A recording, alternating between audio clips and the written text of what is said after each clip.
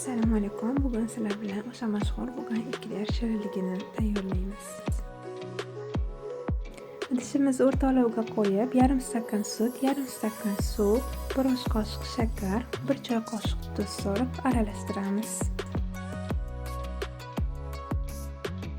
80-100 gram margarin solib eritib olamiz. 1 stakan un solamiz. Xamir holatiga kelguncha 2-3 minut taxminan aralashtirib turamiz. Xamir holatiga kelgandan keyin gazimizni o'chirib qo'yamiz.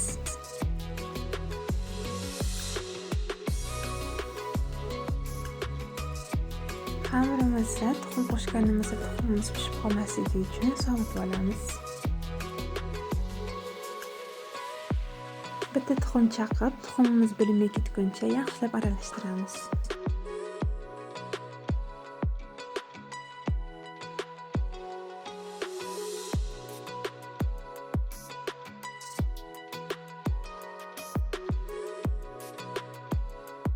Ikkinchi tuxumimizni qo'shib, yana aralashtirib olamiz.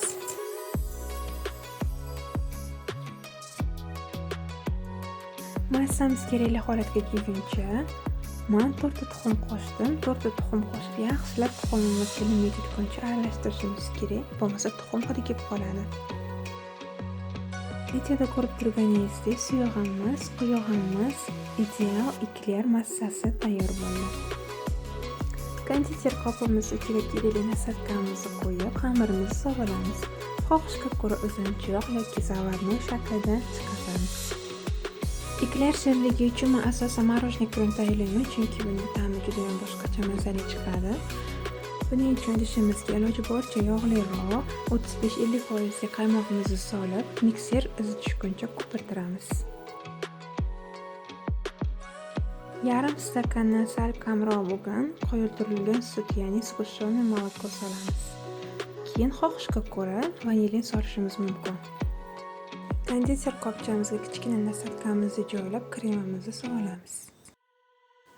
Pishgan eklerlarimizni chetlarida yoriqlari bo'ladi. Shu yoriqlardan nasatkamizni kirgizib, kremimizni solamiz.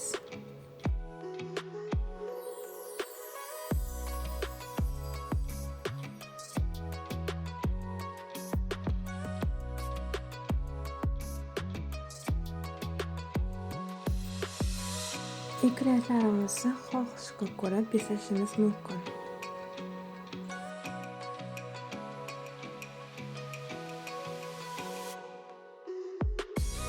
Mana ta'mi og'izda qoladigan juda ham mazali bo'lgan eklerlarimiz tayyor.